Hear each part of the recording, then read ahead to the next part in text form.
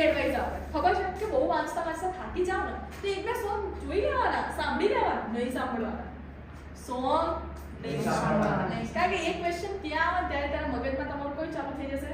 તમે અમુક વખત અમુક ક્વેશ્ચન વાંચતા હોય ને અને તમારી જોડે ઇન્સિડન્સ થાય તો તમને એ વખતે ઇન્સિડન્સ યાદ આવે. એવું થયું છે કે ધારો કે ફોર એક્ઝામ્પલ અત્યારે હું જે ચેપ્ટર વાંચું છું અને એ ચેપ્ટર વખતે મારી જોડે મારા ફ્રેન્ડ્સ એ જ વખતે મેં મારા ફ્રેન્ડ્સ જોડે ઝઘડો કર્યો હોય અથવા તો ક્લાસીસમાંથી કોઈ જોડે સરે મસ્ત મજાક કરી હોય, જોક્સ માર્યો હોય, તો એ જ ક્વેશ્ચન તમારો જ્યારે બોર્ડમાં કે જ્યારે તમારી નોર્મલ કોઈ પણ એક્ઝામમાં લખતા હોય તો ક્યારે તમને એ ટોપિક યાદ આવે છે, અરે આ ક્વેશ્ચન આવ્યો હતો ને સર ભણાવતા હતા ત્યારે તો આવું થયું હતું.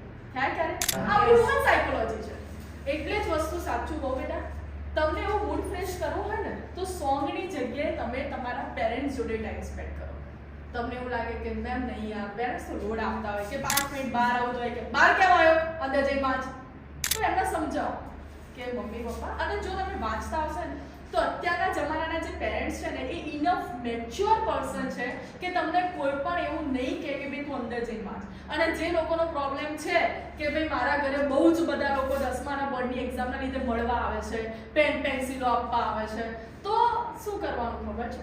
આપણા મમ્મી પપ્પાને બહુ શાંતિથી કહેવાનું કે મમ્મી પપ્પા તમે ઈચ્છો છો ને હું સારા માર્ક્સ લાવું, ઈચ્છો છો ને તો પ્લીઝ મને થોડો ટાઈમ આપો.